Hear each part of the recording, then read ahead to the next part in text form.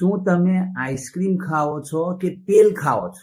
સામાન્ય રીતે આઈસ્ક્રીમ દૂધની મલાઈમાંથી બનાવવામાં આવે છે, પરંતુ ઘણી બધી કંપનીઓ આઈસ્ક્રીમ બનાવવા માટે પામ તેલનો ઉપયોગ કરે છે. આ એક સસ્તું વેજીટેબલ તેલ છે, જેના કારણે ખર્ચ લગભગ 30% સુધી ઘટી જાય છે. તેના કારણે મેટાબોલિક ડિસઓર્ડર, ઇન્સ્યુલિન રેઝિસ્ટન્સ, મોટાપો, ડાયાબિટીસ, બ્લડ પ્રેશર જેવી ઘણી બધી બીમારીઓ આવી શકે છે.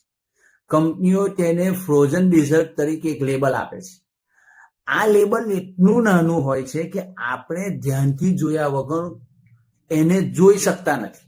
એમાં ઇન્ગ્રેડિયન્ટ્સ લખેલા હોય છે, જેમ કે હાઇડ્રોજનેટેડ ઓઇલ, વેજીટેબલ ઓઇલ કે પામ ઓઇલ, પરંતુ ક્યાંક ને ક્યાંક આપણે આ જોતા નથી કે વાંચતા નથી.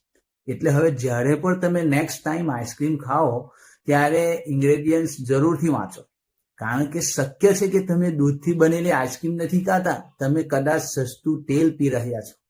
Thank you so much. Follow and subscribe for more video.